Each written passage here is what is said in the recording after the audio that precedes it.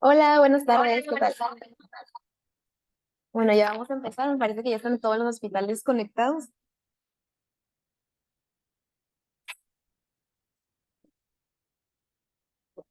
Bueno, hola, buenas tardes, ¿cómo están todos? El día de hoy les voy a presentar la clase de sexualidad en la persona mayor. Yo soy Samara Espinosa, R2 de Geriatría. Mis asesores fueron la doctora Verónica Galván, médico externo en geriatría, el doctor Rodrigo Reynoso y el doctor Oscar Torres, residente de cuarto año de geriatría. Y bueno, este tema estoy muy emocionada de poder compartirlos con ustedes porque la sexualidad como tal ya de por sí es un tema tabú, que es poco hablado y en las personas mayores lo es todavía más. Creo que algo de lo que quisiera que nos lleváramos de esta plática es que la conducta sexual es un indicador de salud y de interacción social y personal en las personas mayores y bueno, en general.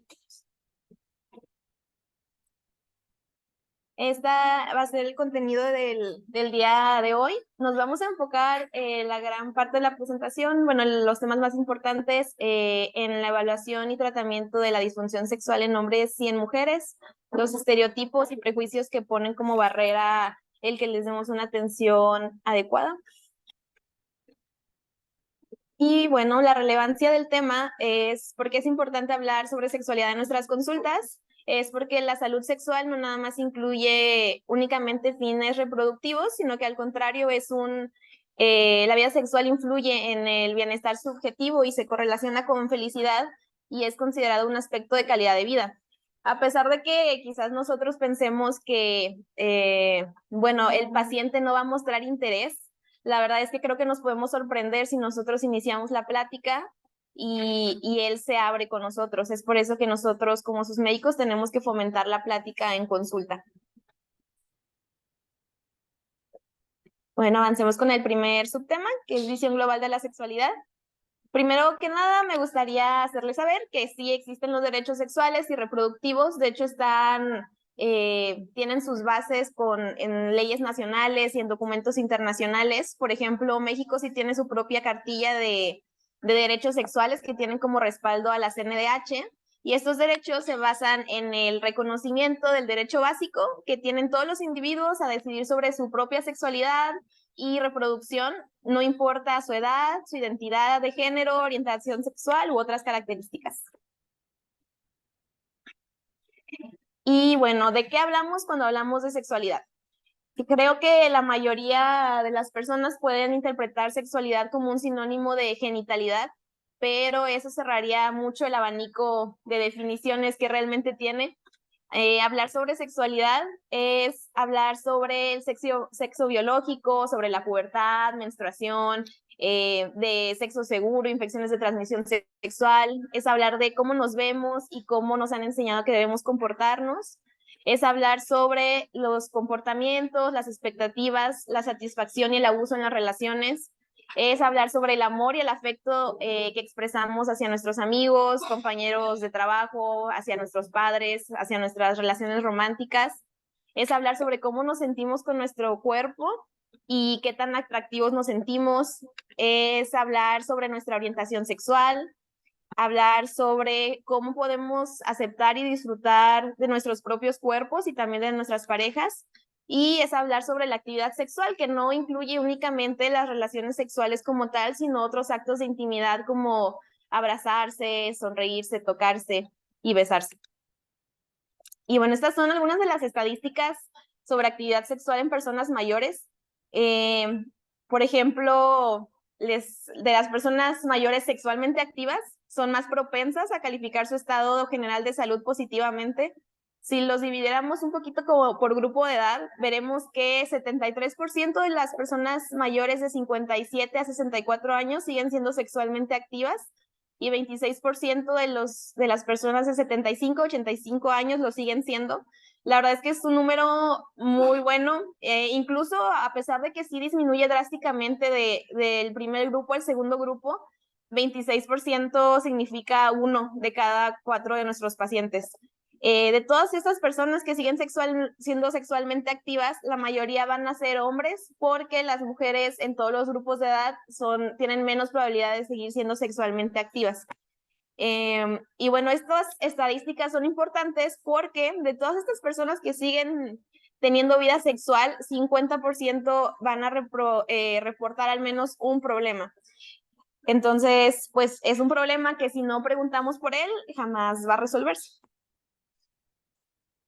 Ok, y bueno, Masters y Johnson a finales de los 60 describieron la fisiología de la respuesta sexual y nos brindaron este modelo lineal que ven a la izquierda, que hoy en día es el modelo tradicional que nos enseñan en la facultad, que todos conocemos sobre la respuesta sexual. Vemos que tiene varios estadios secuenciales: la excitación, meseta, el orgasmo y la resolución. Este modelo tiene como característica que es enfocado a metas, en donde el objetivo es el orgasmo. Pero una de las desventajas de este modelo es que no toma en cuenta las diferencias psicológicas ni emocionales que hay entre hombres y mujeres y no le otorga la importancia necesaria a los aspectos psicoemocionales que pueden influir en cada una de estas fases. Al contrario, ya hay una nueva visión sobre la respuesta sexual en donde se le da más importancia al rol del vínculo emocional y el coito y el orgasmo dejan de ser tan esenciales y sí hacen mucho hincapié a que el ciclo de intimidad puede ser creado, adaptado y ajustado por las parejas. Y bueno, en cuanto a la percepción de la sexualidad en la persona mayor, quiero compartirles esta serie fotográfica. En 2021 se realizó una campaña por el fotógrafo John Rankin que se llama Let's Talk the Joy of Later Life Sex, que en español sería algo como hablemos del goce del sexo en la tercera edad. Y la intención era centrar la atención en lo invisible, que es el sexo y la intimidad en nuestros últimos años de vida. Y pues el objetivo es intentar derribar prejuicios y mostrar que las personas mayores también disfrutan del sexo, disfrutan de la intimidad y de cómo esto tiene gran impacto en la salud física, emocional y mental de las personas. Se fotografiaron a 5 parejas desnudas con el fin de romper estereotipos y bueno, él da una entrevista a un artículo. Me gustaría leerles nada más un pequeño fragmento de esto, en donde menciona que en el cine y la televisión la representación de lo erótico, del sexo, la encarnan las personas jóvenes y bellas, y entonces para la industria cultural y del entretenimiento los adultos mayores no tienen deseos. Y bueno, creo que esto es importante porque esta idea se ve tan plasmada en muchos medios masivos de comunicación que creo que es algo que ya creemos todos nosotros, o incluso nos sorprende saber que alguien mayor sigue teniendo vida sexual, a diferencia de si lo muestran en personas jóvenes. Y esto contribuye a la barrera de prejuicios y estereotipos que tenemos sobre ellos. What Do You Mean by Sex es un estudio descriptivo que refleja cómo el concepto de sexualidad va cambiando a lo largo de los años, y cómo para algunas personas la definición usual que tenemos de sexo deja de reflejar con precisión cómo entienden la salud sexual. Este estudio, What Do You Mean by Sex, es un estudio descriptivo, transversal, que buscaba dar respuesta a 2 preguntas principales, que es ¿qué significado le dan los hombres y mujeres al sexo? Y qué factores en las narrativas de las personas mayores pueden influir en su comprensión del sexo y su vida actual. Ahorita nos vamos a centrar más en qué significado le dan. Se estudió en población polaca de más de 65 años, que eran heterosexuales y declarados católicos. Fue una población pequeña de 16 personas nada más, pero es uno de los primeros estudios de esta clase que se ha realizado en Europa. Y les puse una tablita a la izquierda de cómo más o menos organizaron las respuestas. Le preguntaron a las personas que qué significado le daban y lo organizaron las respuestas en 3 dominios: sexo como coito, que no sé si ven, creo que no ven mi cursor, pero bueno, a la izquierda es sexo como coito. Lo pueden dividir también en sexo como intimidad física y sexo como intimidad emocional. Por ejemplo, ahí estamos viendo las respuestas de los hombres. Estas personas les preguntaron qué significado le daban al sexo cuando eran jóvenes y qué significado tienen para ellas al momento de la entrevista, cuando ya tienen más de 65 años. Y vamos a ver cómo cuando eran jóvenes, lo que más significaba para ellos el sexo era sexo como coito. Lo veían como el único sexo real, algo natural para los hombres. una necesidad biológica que tenía que ser satisfecha, y muy pocas personas lo veían como sexo, como intimidad, lo veían más como algo romántico. En cambio, cuando nos movemos a la tercera edad, vemos que la mayoría lo va a interpretar como sexo, como intimidad física o emocional. Por ejemplo, en la intimidad física, que es el cuadrito que está como punteado, sexo como intimidad física, lo ven ya el sexo como un descubrimiento, como arte, se fijan más en la satisfacción femenina. Para ellos ya comienza a significar más cercanía con su pareja, entendimiento, y ya. Y lo ven con más el coito como algo que puede ser opcional.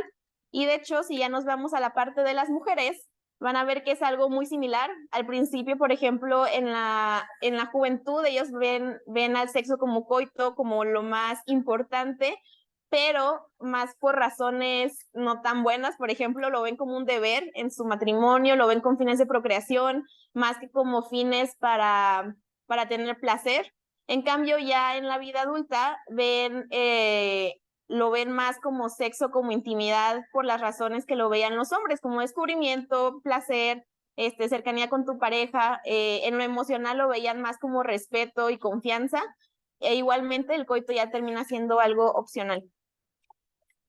Hay pocos estudios sobre la prevalencia de la actividad sexual, a pesar de que pues hay muchas personas mayores ya. Este es uno de los más grandes y de hecho ya no es tan nuevo, es del 2007, pero es de los más grandes que tenemos y es en una población vecina como los Estados Unidos.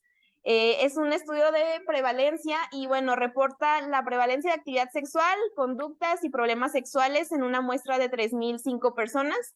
1.550 fueron mujeres, 1.455 fueron hombres y tenían 57 a 85 años. Y algo que nos mostró este estudio es que en todas las etapas de la vida hay personas que siguen teniendo una vida sexual activa. Por ejemplo, esta es una de las tablas que nos muestra la población dividida en 5 grupos. Vamos viendo, por ejemplo, cómo al principio inicia con 57 años, termina con 85. Son 6 grupos y conforme van avanzando los grupos vamos teniendo menos reporte de actividad sexual. También otra cosa que podemos ver es justamente lo que mencionábamos al principio, que aquellos que tienen mejor salud también pueden ser los que tienen mayor actividad sexual. En cambio, los que tienen una salud pobre reportan menos actividad sexual. Y bueno, las personas de 71 a 85 años, es decir, los últimos 3 grupitos, fueron, aún cuando fueron los grupos con menor actividad sexual, reportan que 54% de esas personas siguen teniendo 2 o 3 veces sexo al mes. Entonces, realmente, pues es un buen número. Ahora, en cuanto a problemas sexuales que reportaron en este estudio, el más prevalente fue entre mujeres el deseo sexual disminuido, que se reportó en 43%, seguido de dificultad en la lubricación vaginal, dificultad para llegar al orgasmo. Y en hombres, 73% reportó disfunción eréctil y 14% ya utilizaban medicamentos para mejorar la función sexual. Y algo muy importante que nos interesa a nosotros es que solo 38% de los hombres y 22% de las mujeres han hablado con sus médicos sobre temas de su vida sexual desde la edad de 50 años. Ahora mencionaremos algunos cambios asociados al envejecimiento en hombres y mujeres, iniciando por el sistema endocrino. La pérdida de estrógeno en mujeres es un evento fisiológico muy, muy importante que afecta a varios aspectos de la función sexual y lleva a cambios en todos los sistemas. Por ejemplo, en el sistema endocrino tenemos que por la caída de los estrógenos hay acortamiento de la vagina, sequedad vaginal, adelgazamiento de los labios, disminución de la almohadilla de grasa bajo el monte de Venus y disfunción de la función ovárica. Todo esto va a tener manifestaciones clínicas, como por ejemplo que la mucosa vaginal se vuelve más susceptible al trauma y puede generar otros síntomas como sangrado vaginal o dispareunia. Precisamente por este trauma hay mayor riesgo de tener IBUS y hay disminución del libido secundario a todas estas molestias. Y bueno, si tomamos en cuenta que la edad de la menopausia en las mujeres de Estados Unidos es aproximadamente a los 51 años, pues veremos que todos estos cambios que voy a mencionar van a estar como a lo largo de 30 años, porque la esperanza de vida ya está en los 80. Y bueno, los cambios del sistema vascular, la microvasculatura genital es fundamental en la sensación genital y del orgasmo. Y con el tiempo, si hay formación de aterosclerosis, podemos encontrar que va a haber retraso en la congestión vascular, retraso en la lubricación vaginal y disminución de la sensación orgásmica. En el sistema musculoesquelético, los cambios son relacionados a la flexibilidad y movilidad de las extremidades inferiores, es decir, hay dificultad para adoptar ciertas posiciones. La musculatura pélvica también empieza a tener contracciones más débiles que hace que no se pueda llegar quizás al orgasmo tan rápido. Y también hay una relajación temprana de los músculos perineales durante la excitación sexual. Precisamente por estos cambios, no lo puse aquí en la presentación, pero sí podemos encontrar algunas sugerencias de posiciones que podemos brindar al paciente. Por ejemplo, pacientes con fractura de cadera, hay partes en libros de rehabilitación donde recomiendan ciertas posiciones para esos pacientes, pacientes que tienen problemas de extremidades inferiores. Sí hay recomendaciones en cuanto a eso para que pueda ser más fácil para ellos llevar a cabo la actividad sexual. Y bueno, del sistema geniturinario, también los cambios secundarios a disminución del estrógeno tienen que ver con la atrofia urogenital, que causa prolapso uterino y vaginal. Bueno, contribuye al prolapso. Hay cambios anatómicos que terminan interfiriendo con la penetración, que son los relacionados al prolapso o también al prolapso de paredes vaginales. Y puede haber incontinencia urinaria, que además de afectar la vida social de la paciente, pues causa inseguridad en la actividad sexual. En los hombres, vamos a ver que las erecciones se vuelven menos firmes y causan una disminución de las fibras elásticas y músculo liso del pene, hay menor producción de semen, el orgasmo es más corto y menos intenso y el periodo refractario para poder reiniciar se vuelve más prolongado. Otro punto importante es que la fertilidad en ellos se puede mantener hasta la 8ª década de la vida. También, aparte de los cambios anatómicos, hay factores psicosociales que pueden llegar a afectar la actividad sexual, como por ejemplo, qué grado de comodidad tienen los pacientes con el nuevo cuerpo que tienen, que lo ven como un cuerpo envejecido. Puede haber miedo a que la pareja no le encuentre atractivo, a pesar de que la mayoría de las ocasiones sean de similar edad. También otras cosas que pueden afectar es la ausencia de privacidad. Por ejemplo, aquellos que viven con hijos, que viven en estancias, que tienen cuidadores 24/7, no solamente afecta qué tan probable es que pueda estar a solas con su pareja, sino también a solas con él mismo. Por ejemplo, quizás no tienen pareja, pero si está vigilado 24/7, ni siquiera puede masturbarse. Factores, por ejemplo, las comorbilidades también pueden provocar una esfera de preocupación y estrés.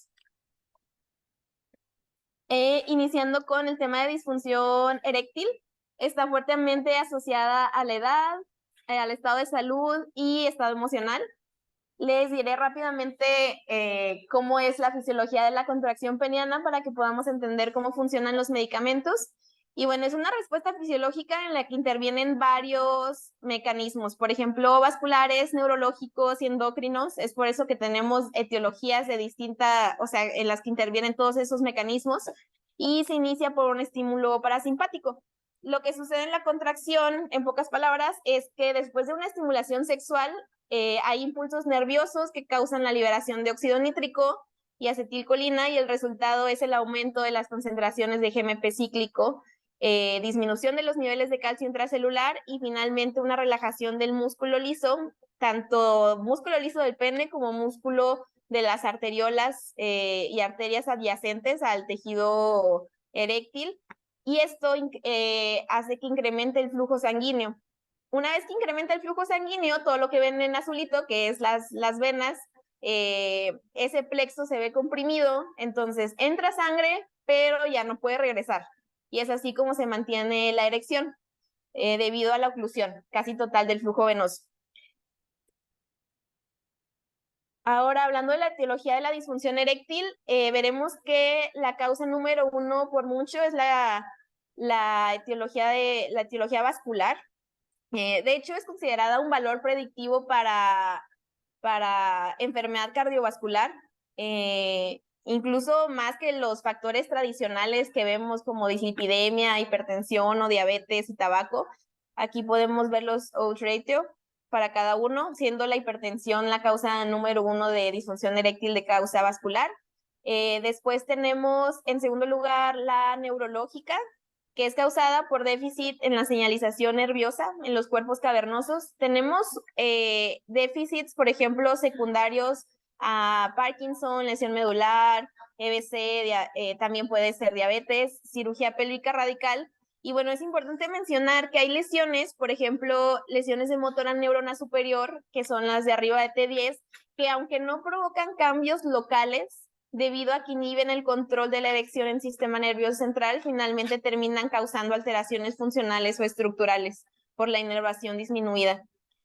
También tenemos la psicológica, que ahorita voy a mencionar las características que la diferencian de la orgánica, pero la podemos encontrar en pacientes que previamente no tenían disfunción eréctil y después de problemas de pareja, en síndrome de viudez, abuso, ansiedad sobre el desempeño, pueden llegar a tener disfunción eréctil. Y otra que es el hipogonadismo, este sí está medio controvertido, es todo un tema. Básicamente, como los andrógenos son los principales reguladores del desarrollo y la fisiología del pene, conforme vamos avanzando en edad, los hombres van teniendo disminución de la testosterona, pero aún no se está seguro de si realmente la asociación entre disfunción eréctil y la disminución progresiva de los niveles de andrógeno a fuerzas implica un vínculo causal. Entonces, la testosterona baja en estudios de sangre está medio controvertido de si es necesario realmente dar testosterona o no. Sobre todo porque la mayoría de los pacientes ya tienen otras causas más probables que pueden jugar un rol más importante en la etiología de la disfunción eréctil. También tenemos la disfunción por medicamentos, que esta se va a caracterizar por ser también de inicio súbito, que concuerde con el inicio de los medicamentos, y va a haber ausencia de erecciones matutinas o con masturbación. Por ejemplo, aquí en la lista que puse de estos medicamentos están por orden, entre los que más causan disfunción hasta los que menos, siendo los diuréticos tiacídicos, betabloqueadores y espironolactona los que mayor contribuyen. Después, digoxina, inhibidores de alfa-reductasa, antiandrógenos, ISRS, por ejemplo, en pacientes que vemos muy común que tengan recetados ISRS, el que provoca más disfunción sexual es la sertralina, hasta con 26%, seguido de venlafaxina, después paroxetina y ya. El que menos produce es el escitalopram, que nada más tiene como un 3% de riesgo. Y bueno, esto es importante, este tema, porque conduce a dificultades psicosociales y también puede llevar a un incumplimiento terapéutico. O sea, por ejemplo, si se dan cuenta aquí, ya tenemos ahí el manejo de hiperplasia prostática benigna, tenemos insuficiencia cardíaca, para el dolor. Entonces, pues muy probable de uno de nuestros pacientes va a tener recetado alguno de estos medicamentos y sí tenemos que hacer una buena evaluación para que no haya incumplimiento terapéutico. Hay veces en las que no va a ser posible cambiarlo por otro medicamento o no es posible disminuir la dosis porque si no ya no llegaríamos a una dosis mínima efectiva y si estamos en ese caso, pues ya es cuando podemos optar por dar tratamiento farmacológico, si es que ya no pudimos hacer ningún cambio o ajuste en las dosis. Estos son algunas diferencias entre disfunción eréctil, psicogénica y orgánica.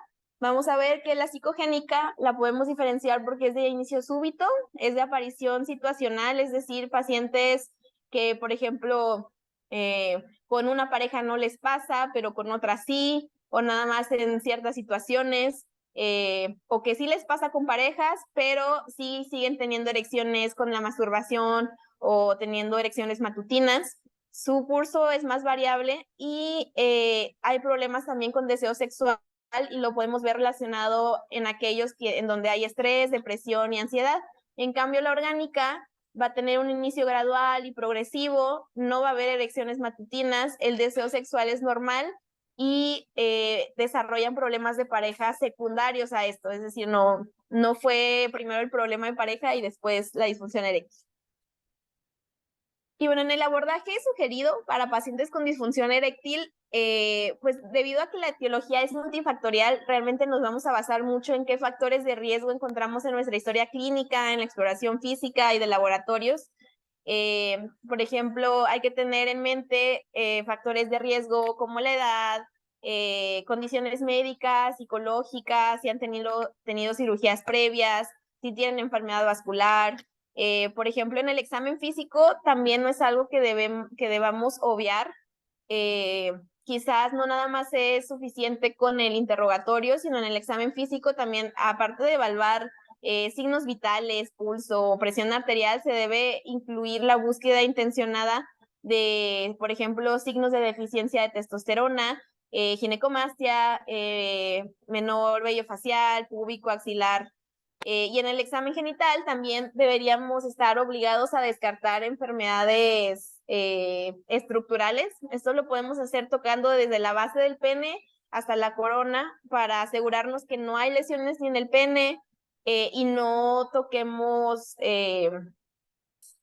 partes donde esté más fibrosado. Por ejemplo, está la enfermedad de Peyronie. Y bueno, ya que tenemos la sospecha, que es la primer columnita en rosa, como sospechamos de prediabetes, diabetes, testosterona baja, etcétera, ya nuestra evaluación de segunda línea consiste en comprobar nuestra sospecha. Algo que es importante para nosotros es el alto riesgo cardiovascular. Eso lo vamos a ver ahorita, que en donde existen unos criterios de Princeton 3 que nos pueden orientar a si debemos recomendar o no la actividad sexual o el uso de medicamentos de inhibidores de fosfodiesterasa 5 en pacientes con alto riesgo cardiovascular. Esta nada más es rápido una mnemotecnia que encontré para que no se nos olviden las diferentes causas de disfunción eréctil, como inflamatorias, mecánicas, oclusivas, pues quirúrgicas, etcétera. De las recomendaciones de consenso de Princeton, bueno, estas existen porque en pacientes de alto riesgo cardiovascular, estos criterios nos pueden proporcionar orientación con respecto a cuándo se amerita una evaluación cardíaca antes de tratar la disfunción eréctil, clasificando a los pacientes en bajo riesgo o en alto riesgo. Por ejemplo, menos de 3 factores de riesgo de enfermedad arterial coronaria. Esos factores me refiero a los que ya están aprobados por la Sociedad Canadiense de Cardiología, por ejemplo, diabetes, tabaco, dislipidemia, estilo de vida sedentario, esos factores que ya conocemos. Factores de riesgo bajo es, por ejemplo, también revascularización coronaria exitosa, que haya tenido un infarto antiguo y ya no haya tema con eso, hipertensión controlada, que sea clase funcional 1. Esos son pacientes de bajo riesgo en donde se les da luz verde para tanto tener actividad sexual sin problema y también usar medicamentos de disfunción eréctil. Después tenemos el grupo de alto riesgo, donde es todo lo contrario al bajo riesgo, donde hay un infarto menor a 2 semanas, hay enfermedades no controladas, por ejemplo, que tengan angina, alguna arritmia, enfermedad valvular que no haya sido tratada y no esté, que sea grave, o que sea clase funcional 3 o 4. Y después tenemos un grupo de riesgo intermedio, donde más bien lo que se hace, si nuestro paciente está en el cuadrito amarillo, es que se le termina haciendo una prueba de esfuerzo para finalmente catalogarlo como bajo riesgo o alto riesgo. Los pacientes de alto riesgo, aunque tienen un alto riesgo cardiovascular y no están controlados, no es que como tales vayamos a prohibir el sexo porque pues no va a pasar, pero sí nos da como que datos de alarma para que vayan a controlar todas sus patologías. En el riesgo indeterminado se recomienda realizar una prueba de esfuerzo. Por ejemplo, algo que mencionan es que completar 4 minutos en la cinta en el protocolo de Bruce, pues es el equivalente a aguantar una vida, aguantar sexo. Entonces, si completa los 4 minutos, no hay síntomas, no hay arritmias o caída de la presión, se le da luz verde. Y bueno, esta imagen no es el protocolo de Bruce, pero representa como una prueba de esfuerzo. Ahora, en cuanto a las opciones de tratamiento, bueno, importante decir que ya que identificamos una causa subyacente, no sé, diabetes, hipertensión, pues hay que tratar la causa de base, pero si aún así necesitamos ayuda, ya venimos a estas otras opciones. Y bueno, como casi todo en medicina, los cambios en el estilo de vida juegan un rol muy importante. Si llegamos a no encontrar una etiología específica corregible, el tratamiento siempre va a ser en gran medida empírico y se va a realizar de forma gradual. Por ejemplo, sugerir todos estos cambios en el estilo de vida y después finalmente añadir uno de los tratamientos de primera línea. Vemos que su nivel de evidencia es 1B con grado de recomendación A. Tenemos dejar el tabaco, ya que se asocia directamente con disfunción eréctil y es dosis respuesta. Una alimentación balanceada, revisar la conciliación de medicamentos para ver si podemos hacer algún ajuste. Si hay problemas psicológicos, pues referirlo. Realizar actividad física 30 minutos, 5 días a la semana, y igualmente controlar la ingesta de alcohol, ya que su uso crónico tiene efectos hepáticos y también finalmente conducen a la disminución de testosterona. Y bueno, ya iniciando con los fármacos como tal, los inhibidores de la fosfodiesterasa 5, desde que aparecieron, crearon una revolución sexual. Y pues lo que hacen es inhibir de manera competitiva la fosfodiesterasa 5 e inician una cascada de eventos que relajan el músculo liso. Hay que tener varias consideraciones al usar estos medicamentos. Por ejemplo, como vemos aquí en la tablita, todos ellos tienen diferentes picos de acción y, bueno, pico de absorción, y es con eso con lo que nos podemos basar en decirles a los pacientes qué tanto antes lo deben tomar. Por ejemplo, sildenafil y vardenafil tienen que tomarse de preferencia con el estómago vacío. Y a la izquierda podemos ver todos los medicamentos que hay. Esas dosis de los medicamentos a la izquierda son las dosis recomendadas de inicio. De acuerdo a la tolerabilidad del paciente, esas dosis se pueden doblar o incluso disminuir a la mitad. Todo eso, pues, dependiendo de si el paciente está satisfecho con el resultado. Y algo muy importante a tomar en cuenta con estos medicamentos es que si el paciente usa nitratos, puede causar hipotensión muy severa. Por ejemplo, pacientes que usan isosorbida o nitroglicerina, lo que se les puede recomendar en estos pacientes es que pueden darle skip a esa dosis de los nitratos para poder en lugar usar estos medicamentos, porque si no, sí corremos el riesgo de que algo pase. Y bueno, estos son los efectos secundarios que puede haber, como cefalea, acidez estomacal, flushing, congestión nasal o mialgias. Después tenemos los dispositivos al vacío, que básicamente pues se consigue la erección creando presión negativa, creando vacío con el cilindro que se ve ahí en la imagen, y después de que ya está erecto el pene se pone un anillo constrictor, que es el anillito que se ve azul en la imagen de la derecha. Ese anillo pues hace que no, hace como que lo que haría, ¿cómo se llama? La compresión del plexo venoso en el pene, entonces no deja que regrese el flujo sanguíneo. No se debe usar más de 30 minutos, tiene una corrección de amplio riesgo de etiologías. Este se considera como segunda línea de tratamiento. El primero es los inhibidores de fosfodiesterasa 5, y aunque es muy efectivo, hasta 30% de las personas lo pueden discontinuar porque hay hematoma o dolor relacionado al anillo constrictor. También tenemos algo que se llama alprostadil intrauretral, que es un sistema medicado donde se inserta, ahí en la imagen pueden ver que tiene como un dispositivo que nos ayuda a insertar por la uretra el medicamento. Viene como una pequeña píldora o pellet que se inserta ahí en la punta del pene justo antes de las relaciones sexuales, porque tiene una acción rápida como en 10 minutos y se absorbe muy rápido, y es un vasodilatador que se absorbe en los cuerpos cavernosos. Se considera también de segunda línea, al igual que el dispositivo al vacío y después de la terapia oral, pero no se recomienda su uso, por ejemplo, en parejas embarazadas, porque pues pueden desencadenar el parto, o en personas con enfermedad de Peyronie. Recordemos que pues ellos son personas con alteraciones estructurales, o también pacientes predispuestos a priapismo, como lo son aquellos con anemia drepanocítica o pacientes con leucemia.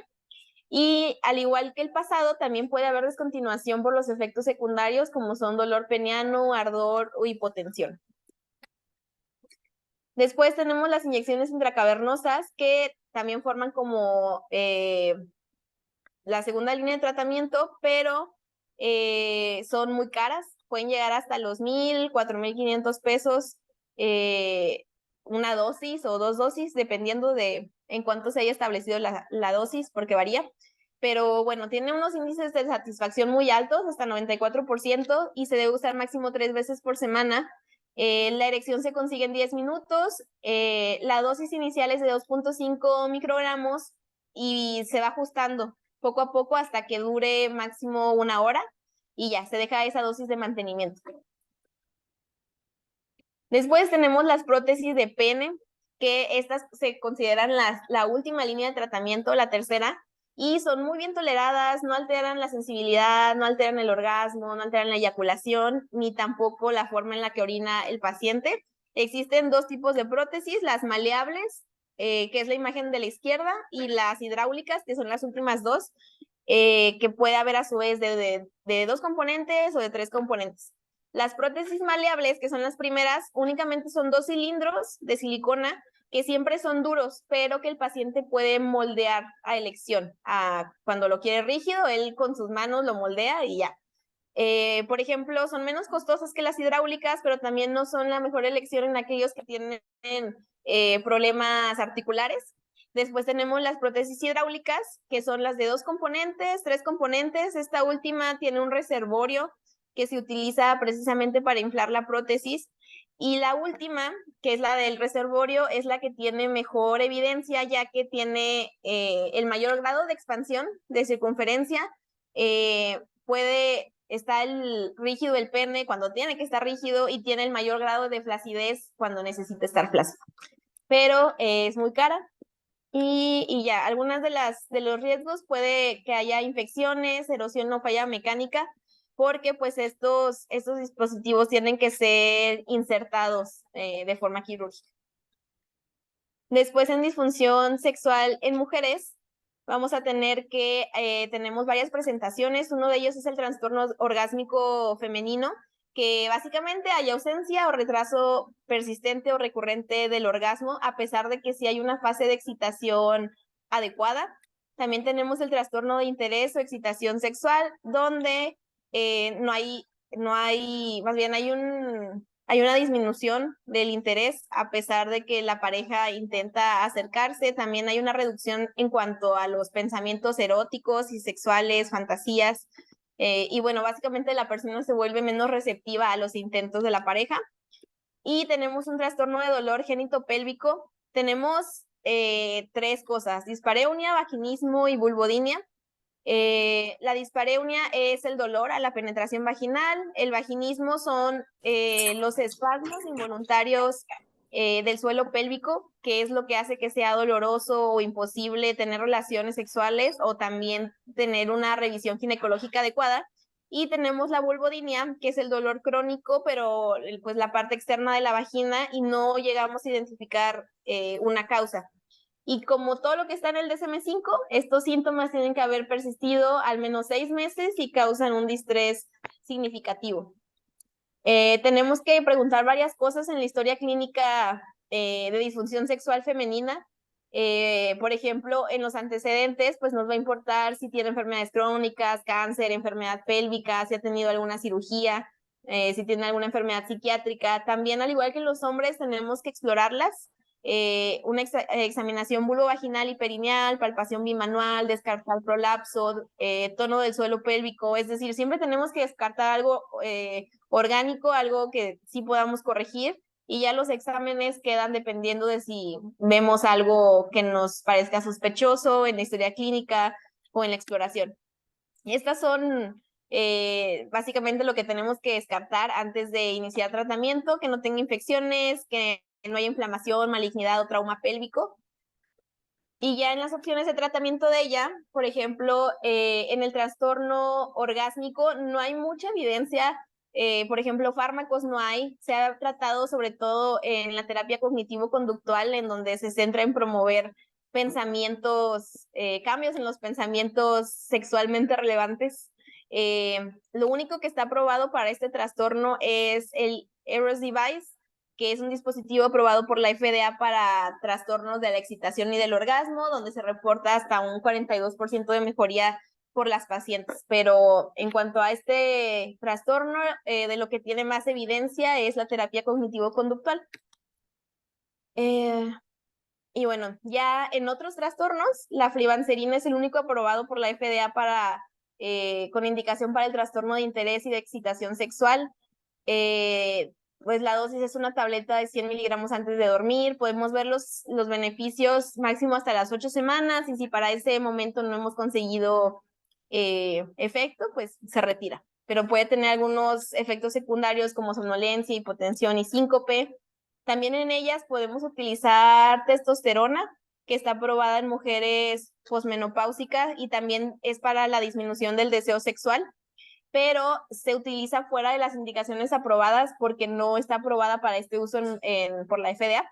Pero bueno, sí lo mencionan de cualquier manera. Se puede utilizar en crema o parches de testosterona. Creo que en México lo que más hay son la crema, que es el de Low Tile, que la dosis se puede aplicar piel de brazos, de piernas o de abdomen, y pues vamos a tener efectos secundarios como acné, hirsutismo, alopecia, que son efectos dosis dependientes.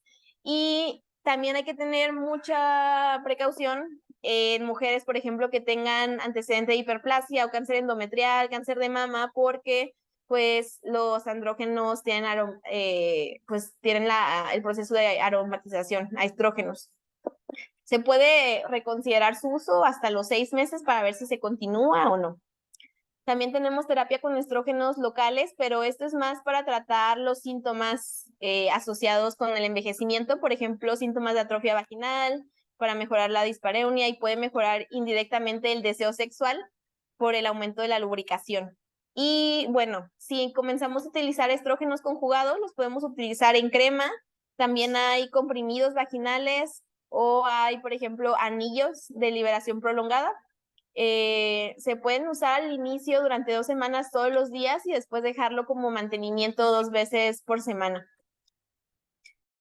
También tenemos los moduladores selectivos de los receptores de estrógenos. En cuanto a estos, creo que el que más es fácil conseguir en México es la tibolona. El ospemifeno me parece que es muy difícil conseguirlo, pero bueno, la tibolona lo que hace es aumentar las concentraciones libres de testosterona y mejora los dominios de deseo sexual y excitación, porque aumenta el flujo sanguíneo y la lubricación vaginal. La dosis es la de 2.5 de manera diaria y se revalora igual a los 6 meses. Bueno, otra cosa importante de la tibolona es que, al igual que la testosterona, pues hay que tener cuidado en los pacientes que tienen antecedente de cáncer de mama o hiperplasia endometrial, también en los que tienen alto riesgo de TEP. No se recomienda. Después tenemos la dehidroepiandrosterona, que está indicada en la atrofia vulvovaginal. Se da un óvulo antes de acostarse y se revalora a los 6 meses. Tiene un inicio de acción rápido y pues igual es para tratar los síntomas de atrofia vaginal. Y finalmente también tenemos agentes no hormonales para el tratamiento de la dispareunia leve. No le estoy haciendo campaña a ISDIN ni nada, pero son imágenes que encontré porque ellos tienen esta línea para las mujeres que son hidratantes, humectantes y también lubricantes, y pues es para el alivio inmediato de las manifestaciones de la menopausia. Entonces, pues por ejemplo, ellos ya tienen ahí toda la línea completa. Y bueno, ¿cuáles son algunos de los estereotipos en los que nos hemos visto envueltos? La estigmatización que se ha hecho sobre el envejecimiento ha originado varios prejuicios negativos a nivel biopsicosocial que han limitado mucho el goce erótico en las personas mayores y generan una imagen asexual de ellas. Por ejemplo, estas ideas son en que no pueden gozarlo porque han perdido su función reproductiva, debido a los cambios fisiológicos en la salud. Se cree que ya no pueden gozar de esto porque ya tienen pérdida en la funcionalidad. Creemos que ya son personas con desinterés sexual y ausencia de deseo como algo propio de esta etapa. Hay imposición de roles sociales, sobre todo en mujeres, es por eso que son las que tienen menos probabilidades de tener vida sexual activa, y se comienza a ver el cuerpo envejecido como algo no deseable o antiestético. Y no todas las barreras son por parte de nosotros al iniciar la conversación, también pueden venir por parte del paciente, por ejemplo, que él tenga la creencia de que no es necesario hablar sobre el sexo, personas que no quieren iniciar conversaciones sobre estos temas que son controversiales. Algunos ya llegan con vergüenza anticipada a la consulta y simplemente no quieren hablar del tema. Y también tenemos esta idea de respetabilidad, donde sobre todo igual mujeres creen que es más importante poner a los valores morales y espirituales sobre las necesidades físicas para mantener el respeto de las personas. También otras cosas que son barreras es el estigma relacionado a la orientación sexual. Por ejemplo, las personas de la comunidad diversa, además de que tienen mayor probabilidad a no tener acceso a la salud, pues menos a un asesoramiento de la vida sexual. También está esta creencia en donde vemos a los pacientes como rabo verdes, si es que muestran su interés sexual, cuando es un deseo totalmente normal. También hay una falta de riesgo percibido para contraer VIH o infecciones de transmisión sexual, lo que les decía, de considerar a las personas como asexuales, y que también ya si vemos a la parte de los residentes, no hay instalaciones adaptadas para sus necesidades. También podemos ver a personal de la salud que simplemente no está capacitado para llevar la plática de salud sexual, y también hay falta de recursos educativos. Y en cuanto a la calidad médico-paciente, vamos a ver que hay médicos que sí van a tener respuestas negativas, desdeñosas o estigmatizantes sobre el tema, e incluso pueden mostrar desprecio y desánimo si es que la persona solicita información del tema o quiere realizarse pruebas de VIH, etcétera. Y bueno, rápidamente de sexualidad en la persona institucionalizada. En los últimos años ahí está, barreras en la expresión sexual en las residencias, vamos a encontrar que las personas que viven en estos lugares no se les da la importancia necesaria. Por ejemplo, hay cosas que son obstáculos para llevar una vida sexual sana en esos lugares. Por ejemplo, las instalaciones que dificultan la privacidad. Todas esas instalaciones son creadas con criterios hospitalarios, y gran parte del tiempo estas personas están en espacios compartidos, tienen la política de puertas abiertas, hay habitaciones compartidas, no hay disponibilidad de camas matrimoniales, sobre todo para aquellas parejas que quieren dormir juntas. Y pues también hay la falta de privacidad, donde no nada más afecta la posibilidad de ser sexualmente activo en pareja, sino también de serlo en solitario, como lo que comentaba al inicio de la masturbación. También tenemos el obstáculo de que estas residencias dejan de considerar a la dimensión sexual como algo que requiere un cuidado, a pesar de que es una necesidad básica. Lo ven como algo que no tienen por qué ser atendido por la institución. Y bueno, también la expresión del interés sexual puede llegar a considerarse problemática para la institución. Y también hay recelos de familiares, porque resulta difícil asumir el hecho de que su familiar sí puede seguir teniendo interés sexual, y más si se consideran que algunas personas son viudas, todavía es peor el caso. Y bueno, la actitud y reacción de los profesionales sí es un elemento fundamental a la hora de promover o dar apoyo o ignorar estas expresiones sexuales de las personas que viven en residencias. Por ejemplo, es muy importante el hecho de que hay profesionales que tienen distintas formaciones que dificultan que den una respuesta homogénea.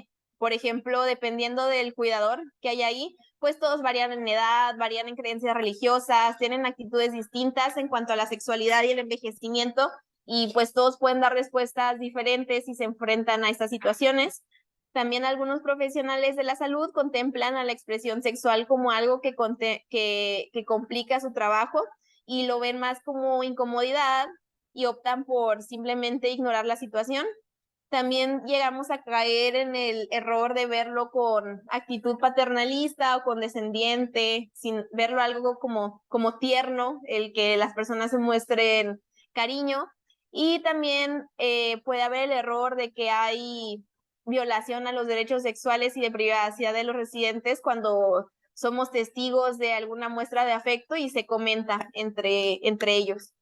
Hay algunas recomendaciones que se pueden hacer desde la propia organización para que las personas puedan tener una mejor expresión sexual, como por ejemplo reconocer el hecho de que cada paciente puede expresar sus necesidades afectivos sexuales y que esto se ponga escrito por papel una vez que el paciente entra a la residencia.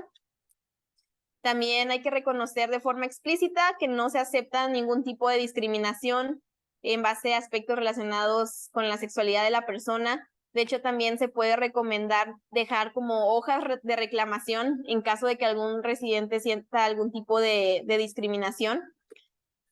Y realizar acciones con el objetivo de preservar el derecho a la privacidad o intimidad de sus residentes. Por ejemplo, podemos utilizar carteles de no molestar, y ya que la mayoría de las residencias tienen puras habitaciones compartidas, pueden llegar a sería interesante disponer de una habitación en donde únicamente sea pues para ofrecer privacidad a las parejas. También se puede ser más flexible si, por ejemplo, ingresa una pareja a la institución o parejas que se forman dentro de la institución, poderles brindar un espacio solamente para ellos.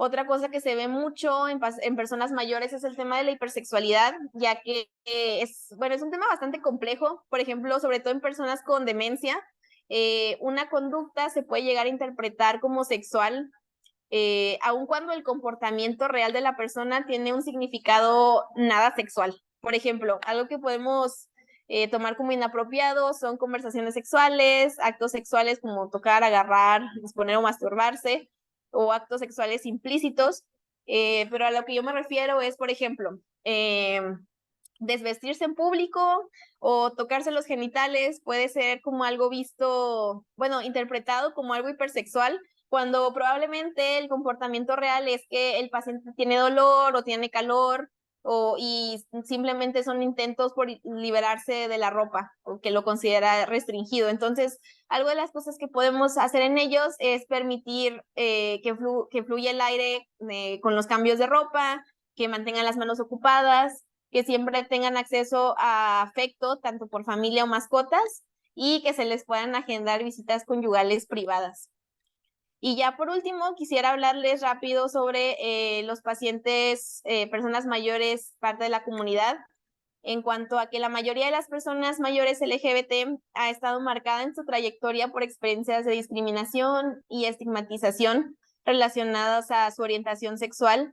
Y tampoco suele tener este tema bastante visibilidad, ya que a menudo pensamos que las personas transgénero son solamente personas jóvenes, aunque en realidad ya hay muchas personas mayores que son transgénero o que han transitado ya por terapia de afirmación de género.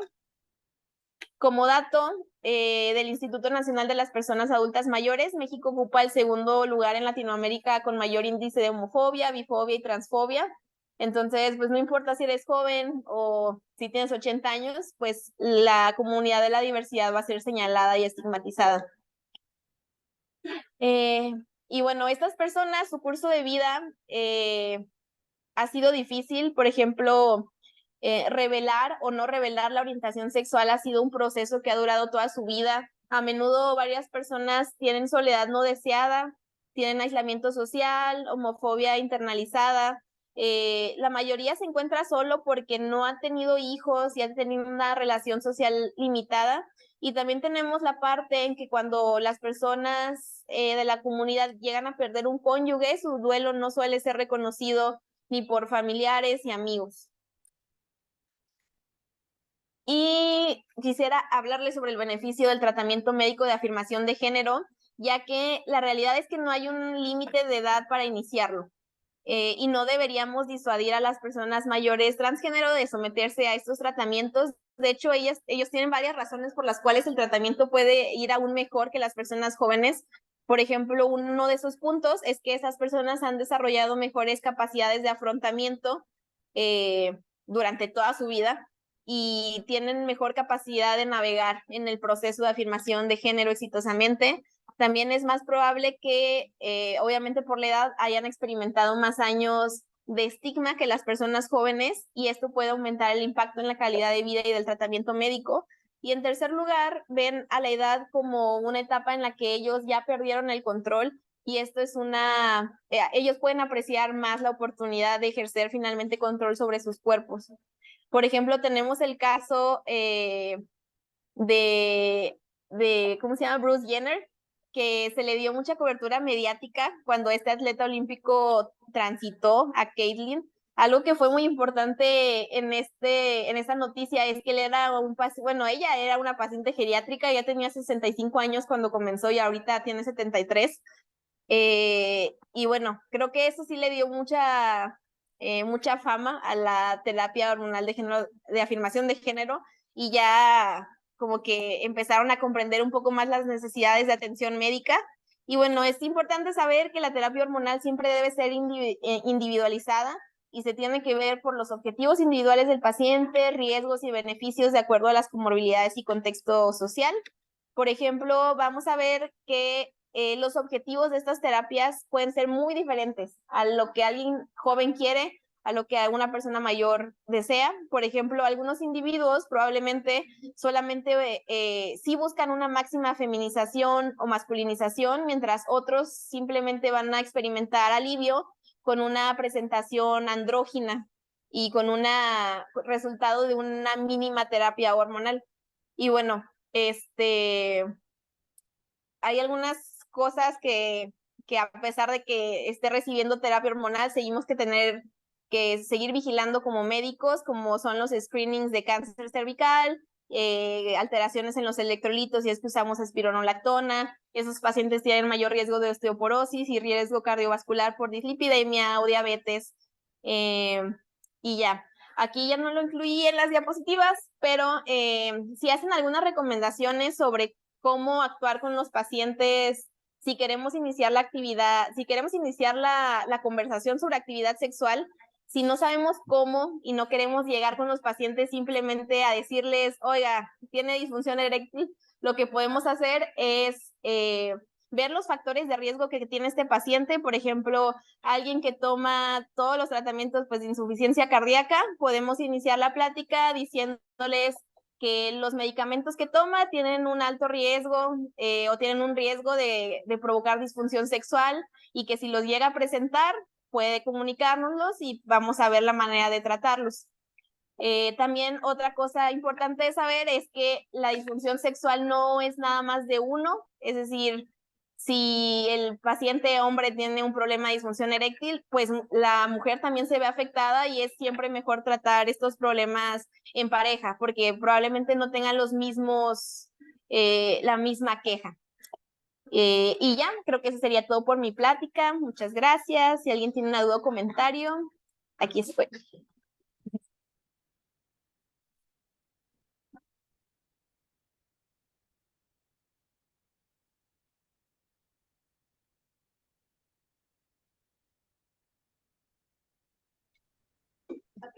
Muchas gracias. Me hizo muy interesante